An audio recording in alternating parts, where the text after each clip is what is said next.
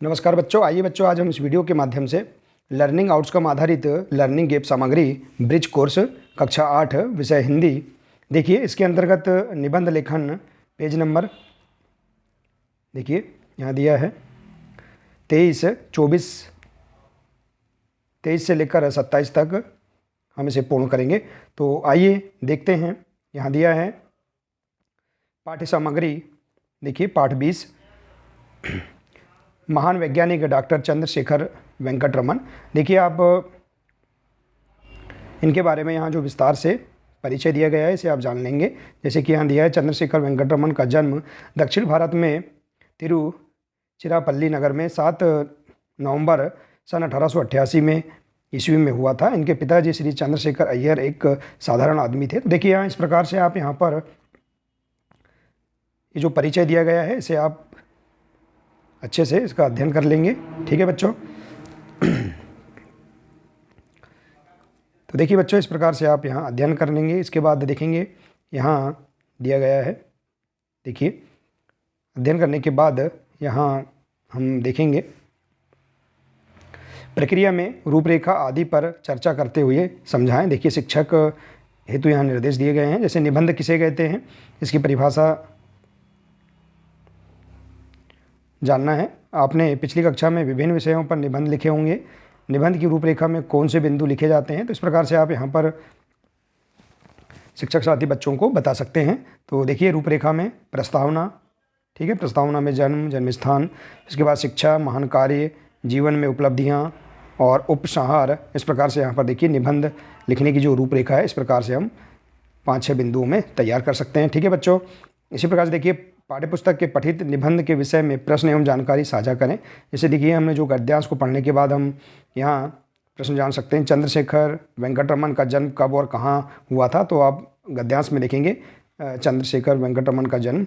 और इसी प्रकार से रमन की प्रारंभिक शिक्षा प्राप्त करते समय क्या स्थितियाँ थी। तो इस प्रकार से आप गद्यांश को पढ़ने के बाद ये जो प्रश्न दिए गए हैं इनके जो उत्तर हैं आप जान सकते हैं। ठीक है बच्चों। आइए अब इसी के अंतर्गत जो वर्कशीट हैं इन्हें हम आगे देखते हैं। देखिए यहाँ दिया है अगली पाठ्य सामग्री राष्ट्रीय पर्व। तो आइए देखते हैं राष्ट्रीय पर्व के बारे में। देखिए बच्चों राष्ट्रीय पर्व गणतंत्र दिवस 26 जनवरी के बारे में यहाँ देखिए दिया गया है। भूमिका देखिए देश के लिए सहर्ष अपने प्राणों को उत्सर्ग कर देने वाले शहीदों का खून रंग लाया। 15 अगस्त 1947 को हमारा देश स्वतंत्र हुआ।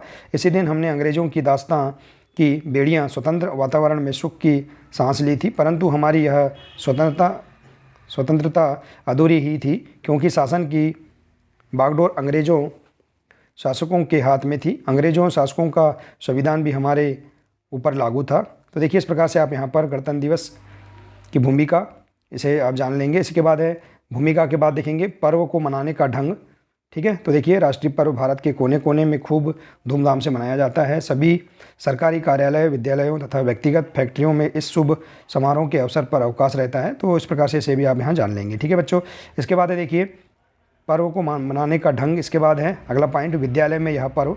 तो देखिए इसे आप पूर्ण करेंगे, विद्यालय में यह पर्व किस तरह मनाया जाता है। और इसी प्रकार से देखिए अंतिम पॉइंट है उपसंहार। देखिए तो आइए इसी के अंतर्गत हम यहाँ पर जो वर्कशीट दी गई हैं इनमें जो प्रश्न दिए हैं इनके आंसर हम इस प्रकार से दे सकते हैं। ठीक है बच्चों। देखिए बच्चों अगर यदि आपने इस चैनल को अभी तक सब्सक्राइब नहीं किया है तो आप प्लीज़ इस चैनल को सब्सक्राइब कर लें ताकि इसी प्रकार के और भी आगे के सभी वीडियो आप तक पहुंचते रहें। तो आइए बच्चों देखते हैं वर्कशीट क्रमांक 1। उपर्युक्त निबंध को ध्यानपूर्वक पढ़कर निम्नलिखित प्रश्नों के उत्तर लिखिए। तो देखिए बच्चों ये जो निबंध दिया है इसे हम ध्यानपूर्वक पढ़ेंगे और इन प्रश्नों के आंसर इस प्रकार से दे सकते हैं। देखिए दिया है गणतंत्र दिवस किस प्रकार का पर्व है। तो देखिए गणतंत्र दिवस यहाँ दिवस है भारत का एक राष्ट्रीय पर्व है। तो इस प्रकार से आप आंसर लिख सकते हैं। इसी प्रकार से हमारे देश में कितने प्रकार के पर्व मनाए जाते हैं। तो देखिए हमारे देश में विभिन्न संस्कृति धर्म के आधार पर अलग अलग विभिन्न पर्व मनाए जाते हैं। ठीक है। तो इसी प्रकार से अगला प्रश्न है हमारे यहाँ राष्ट्रीय पर्व कौन कौन से हैं। तो देखिए भारत के राष्ट्रीय पर्व गांधी जयंती, गणतंत्र दिवस, स्वतंत्रता दिवस इत्यादि सभी क्या है राष्ट्रीय पर्व हैं। इसी प्रकार से देखिए धार्मिक पर्वों के नाम लिखिए। तो देखिए धार्मिक पर्व कौन कौन से हैं। दीपावली, होली, रक्षाबंधन, ईद, जन्माष्टमी, रामनवमी, मुहर्रम, ये सब क्या है, मुहर्रम, ये सभी क्या हैं, धार्मिक पर्व हैं अलग अलग संस्कृति के आधार पर। ठीक है बच्चों, आइए इसी प्रकार से देखते हैं। अगला प्रश्न है प्रश्न 5वां, इस निबंध की भूमिका में कौन कौन सी बातें लिखी गई हैं। यहाँ जो गणतंत्र दिवस के बारे में जो निबंध लिखा है, इसकी भूमिका में कौन कौन सी बातें दी गई हैं। तो बताया गया है कि इस निबंध में देश के शहीद वीरों को याद किया गया है और भारत देश की संस्कृति एवं पर्वों की जानकारी भी दी गई है। ठीक है, तो इस प्रकार से हम मुख्य पॉइंटों को यहाँ पर भूमिका में लिख सकते हैं। इसी प्रकार से देखिए, भूमिका के लिए निबंध लेखन में दूसरा शब्द कौन सा है। तो भूमिका के लिए निबंध लेखन में पृष्ठभूमि या परिचय दूसरा शब्द है। इसी प्रकार से देखिए, भूमिका लिखने के बाद निबंध में कौन से विषय पर लिखा जाता है। तो देखिए, भूमिका के बाद निबंध में उस विषय पर विस्तार से आयामों को लिखा जाता है, जैसे पर्व मनाने का ढंग एवं विद्यालय में यह पर्व। तो इस प्रकार से देखिए, आपने यहाँ निबंध में देखा था, देखिए भूमिका के बाद पर्व को मनाने का ढंग, विद्यालय में यह पर्व और अंतिम में है उपसंहार। ठीक है, तो देखिए इसके बाद फिर किस बिंदु पर चर्चा की जाती है। तो देखिए, इसके बाद उपसंहार, इस पर चर्चा की जाती है। इसके बाद देखिए, निबंध के अंत में हमें क्या लिखना चाहिए। देखिए, निबंध के अंत में हमें उपसंहार लिखना चाहिए। ठीक है, तो इस प्रकार से आप यहाँ पर इन प्रश्नों के आंसर दे सकते हैं। इसके बाद है पाठ्य सामग्री में प्रस्तुत अपूर्ण निबंध को छात्र स्वयं पूरा करें। देखिए, यहाँ पर जो पाठ्य सामग्री में ये जो निबंध दिया है, इसमें जो अपूर्ण यहाँ दिया है, विद्यालय में यह पर्व कैसे मनाते हैं, इसके बारे में यहाँ लिखेंगे और इसका उपसंहार भी लिखेंगे। तो देखिए, आप इस प्रकार से इसे लिख सकते हैं। ठीक है बच्चों, देखिए विद्यालय में यह पर्व, हमारे विद्यालय में गणतंत्र दिवस बड़े धूमधाम के साथ मनाया जाता है। आप इसके आगे भी और अन्य बातें लिख सकते हैं अपने स्तर के अनुसार। और इसी प्रकार से देखिए, उपसंहार में हम महत्वपूर्ण बातों को लिखेंगे, जैसे गणतंत्र दिवस भारत का एक राष्ट्रीय पर्व में से एक पर्व है, और भी आगे आप अन्य पॉइंट यहाँ लिख सकते हैं। ठीक है बच्चों, आइए इसी प्रकार से देखते हैं अगला प्रश्न। देखिए, किसी एक धार्मिक पर्व पर निबंध शीर्षक तथा रूपरेखा लिखिए। देखिए, धार्मिक पर्व की रूपरेखा, देखिए यहाँ पर पहला प्रस्तावना लिखते हैं। ठीक है, इसके बाद मध्य भाग लिखते हैं और फिर उपसंहार लिखते हैं। ठीक है, तो इस प्रकार से निबंध धार्मिक पर्व की शीर्षक एवं रूपरेखा इस प्रकार से आप तैयार कर सकते हैं। आइए बच्चों, इसी प्रकार से देखते हैं हम अगले पेज में दिया है मूल्यांकन 6 वर्कशीट क्रमांक 1। आइए देखते हैं, दिया है रंगों का त्यौहार होली शीर्षक पर निबंध दिए गए बिंदुओं के अनुसार लिखिए। देखिए, होली का त्यौहार, देखिए दिया है यहाँ पर होली का त्यौहार, इसकी रूपरेखा शीर्षक है, जो रंगों का त्यौहार है इसका शीर्षक क्या है, होली का त्यौहार।